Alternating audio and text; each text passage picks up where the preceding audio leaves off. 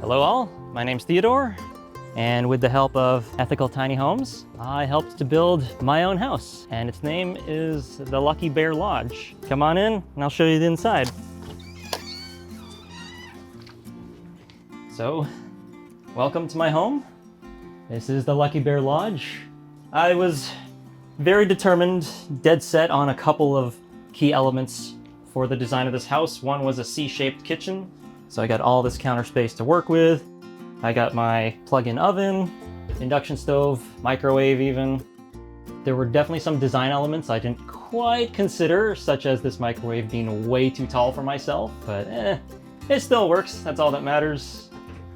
Nice retro fridge that fits underneath the stairs. That contains all of the jam that I'm gonna need for the next 2 years, because the berries around here are pretty awesome.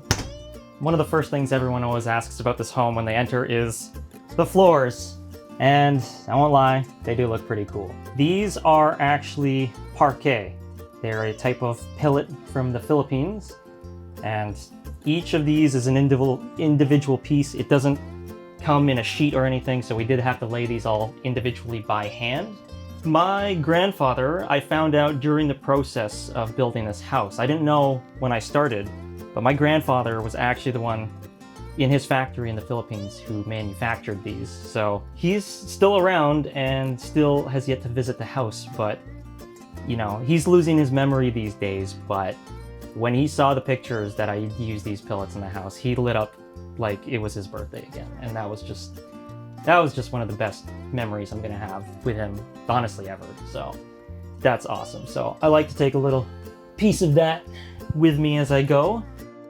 The other major design element was this table, which isn't attached to the countertops and actually slides out so that you could potentially fit a full 5 or 6 people in the center room of this area. Another design element that I kind of wanted to, I didn't think I was gonna get it, but I'm a bit of a nerd and I definitely play a lot of video games. So if you ever played the older Halo games, you would remember, you know, that Halo ring world going around the skybox that you looked up at. So as you go and look your eyes up through the center of the room, there's kind of like a ring of light that follows all the way around from the door window to the big window to 2 skylights. Got my nice, reasonably sized, although still too deep, IKEA couch for when I'm gaming or watching YouTube or whatnot. And of course, wasn't gonna leave any of my computer setup behind. So we got my PC all set up here, ready to watch and play as many games as I can dream of. I basically don't plan to have a TV in here because I feel like it's kind of useless at this point. But with the dual monitor arms, I can swivel the monitors around so I can watch while I'm sitting down eating at the table, or if I'm having movie night on the couch. If you're going for the cabin vibe, you gotta have a stove. I mean, that's kind of a no-brainer. Ookpik Wood Stoves from Vancouver Island was pretty much the only company I could find locally that did wood stoves that were small enough to not take up too much space and actually still be able to provide enough heat for, you know, emergencies in wintertime or whatever. In here, you know, we got the bathroom sliding door. I really wanted that barn door look, but I was afraid the mechanisms were going to remove too much of the head height. So instead, I went a little crazy and I did a barn door style mirror wall that slides right over the window and even has some lights on it. Still setting up a couple of different things. I got my rough cleaning supplies in the corner with the compost toilet. Got my hot water tank contained within here. 20 gallons. Washer dry your unit because space savings are important, especially in this place. I think storage is honestly one of the things I planned for the least amount in this design. I still have enough storage, but it is cutting it a little bit close, especially once someone else moves in here. But up here, it's poster storage for now, but eventually it's going to be a little reading nook and guest loft if anyone's staying over. The walls actually are reclaimed wood. The walls and the roof are both reclaimed wood on the inside. The walls, as they told me, were from an old Coca-Cola factory in the Vancouver area and the roofs were from an old Toys R Us building. I did ask my builder, Nick, to try to use some driftwood. I was scavenging from work. I work in ecology, so we travel all around to different various greenways, and I wanted to incorporate as much of that as I could into the build.